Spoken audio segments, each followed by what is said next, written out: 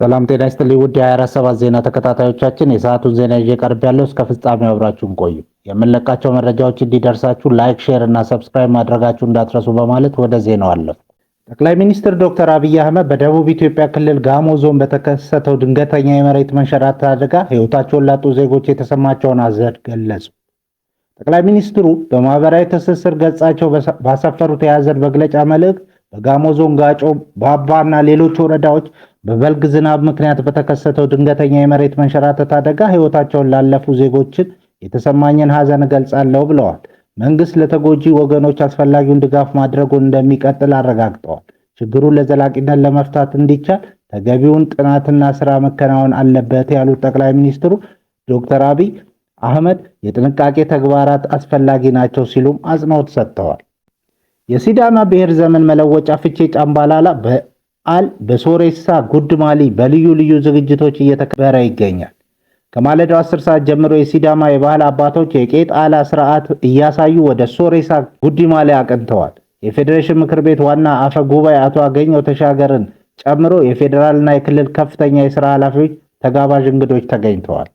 በሌላ ዜና የአሜሪካው ፕሬዝዳንት ትራምፕ የዩኤስ ማዕከላዊ እዝ ባካሄደው ከባድ የቦምብ ድብደባ ለኢራን የነዳጅ ህይወት መስመር በሆነችው ሃርግ ደሴት ላይ ያለ እያንዳንዱ ወታደራዊ ኢላማ ሙሉ በሙሉ መውደሙን አስታውቀዋል።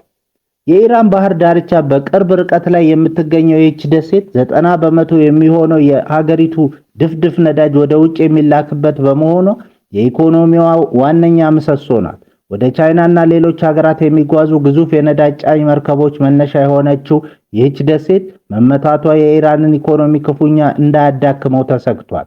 ይህ ጥቃት በተፈጸመ በጥቂት ሰዓታት በተባበሩት አረብ ኤምሬትስ በሚገኘው ስልታዊ ጠቀሜታ ባለው የፉጃይራ ወደብ ላይ የድሮን ጥቃት ተሰንዝሯል።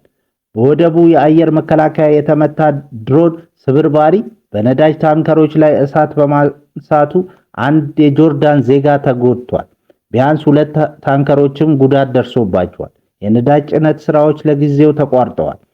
ፉጃይራ ወደብ ከሆርሙዝ ሰርጥ ውጪ በኦማን ባህረ ሰላጤ በኩል የምትገኝና የዓለም ነዳጅ እንዳይቋረጥ የምታደርግ የድንገተኛ ጊዜ መተንፈሻ ናት። ጥቃቱ በዓለም አቀፍ የነዳጅ ገበያ ላይ ከፍተኛ ስጋት ደቅኗል። 20% የሚሆነው የዓለም ነዳጅ በሚጓዝበት በኢራን ቁጥጥር ስር ባለው የሆርሙዝ ሰርጥ ላይ ጦርነትና መስተጓጎል ሲፈጥር ኤሚሬቶች በረሃውን አቋርጠው በዘረጉት ረጅም የየብስ የነዳጅ መስመር ነዳጃቸውን በቀጥታ ወደ ፉጃይራ በማምጣት በክፍት ባህር ላይ ለሚገኙ የንግድ መርከቦች በመጫን ለዓለም ገበያ የሚያቀርቡበት አማራጭ የኋላ በር በመሆኑ ስፍራው እጅግ በጣም ወሳኝ ነው። ሰላም በሆነ ጊዜ የተባበሩት አረብ ኤሚሬትስ ነዳጇን ለዓለም ገበያ ለማቅረብ የምትጠቀመው ሆርሙዝን ሲሆን ጦርነት ወይም ውጥረት ሲመጣ ሆርሙዝን በመተው በፉጃይራ በኩል ነው የምትጠቀመው። ሩሲያ ለኢራን ድሮኖችን እያቀረበች ነው ሲሉ ዘለንስኪ ተናገሩ። የዩክሬን ፕሬዝዳንት ቮሎዲሚር ዘለንስኪ ሩሲያ ለመካከለኛው ምስራቅ ታጣቂዎች ድሮኖችን እያቀረበች መሆኑን ለሲኤንኤን በሰጡት ቃለ ምልልስ ላይ ገለጹ። ፕሬዝዳንቱ እንደተናገሩ በመካከለኛው ምስራቅ በሚገኙ የአሜሪካ የጦር ሰፈሮች ላይ ጥቃት ለማድረስ የዋሉት የሻሄድ ድሮኖች የሩሲያ እጅ እንዳለባቸው የሚያረጋግጥ መረጃ በእጃቸው ላይ እንዳለ ተናግረዋል። ሩሲያ የኢራንን የድሮን ቴክኖሎጂ ፈቃድ በመጠቀም በብዛት እያመረተች እንደሆነና እነዚህንም ድሮኖች መልሳ ለኢራንና ለተላላኪዎቿ እንደምትተላለፍ ዘለንስኪ ተናግረዋል። በተጨማሪም ሞስኮ ለቴህራን የደህንነት የቴክኖሎጂ ድጋፍ እንደምታደርግ ተናግረዋል። ቻይናዊ ታካሚ በኤምአርአይ ማሽን ውስጥ ለ6 ሰዓታት ተረስቶ አደረ። በቻይና ሄናን ግዛት ውስጥ የሚገኝ አንድ ታካሚ ለምርመራ በገባበት የኤምአርአይ ማሽን ውስጥ ለ6 ሰዓታት ያህል ተዘግቶበት ማደሩ ተሰማ። ግለሰቡ ለደቂቃዎች ለሚቆይ ምርመራ ገብቶ በሆስፒታሉ ሰራተኞች መረሳቱ ከፍተኛ ቁጣን ቀስቅሷል። ግለሰቡ ወደ ሆስፒታል የመጣው በከፍተኛ የአንገት ህመም ምክንያት የኤምአርአይ ምርመራ ለማድረግ ነበር። ምርመራው እንደተጠናቀቀ ዶክተሩ የታካሚውን የኮምፒውተር ፋይል ዘግቶ ታካሚው በማሽኑ ውስጥ መሆኑን በመርሳት ወደ ቤቱ ሄዷል። ታካሚው በማሽኑ ውስጥ ታስሮ ለረጅም ሰዓታት እርዳታ ሲጠይቅ ቢቆይም ማንም ሊሰማው አልቻለም። በመጨረሻም በማግስቱ ጠዋት በጽዳት ሰራተኞች ተገኝቶ ሊወጣ ችሏል። ይህ አጋጣሚ በቻይና ማህበራዊ ሚዲያዎች ላይ ሰፊ መነጋገሪያ ሆኗል። ሆስፒታሉን በሰራተኞቹ ላይ እርምጃ መውሰዱንና ለታካሚው ካሳ መክፈሉን ገልጿል።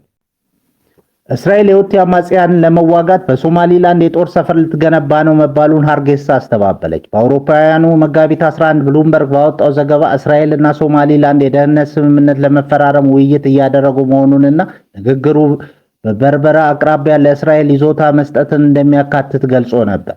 እስራኤል የሁቲ አማጽያንን ለመታገል በቀይ ባህር ዳርቻ ሶማሊላንድ ውስጥ የጦር ሰፈር ልትገነባ እንደምትችል ዘገባው ይጠቁማል። በሶማሊላንድ እስራኤል የሚኖሩት ይዞታ እንደ ወታደራዊ ኢላማ እንደሚወሰድ የሁቲ አማጽያን መሪ አብዱል ማሊክ አልሁቲ ያለፈው ታህሳስ ላይ ተናግረዋል።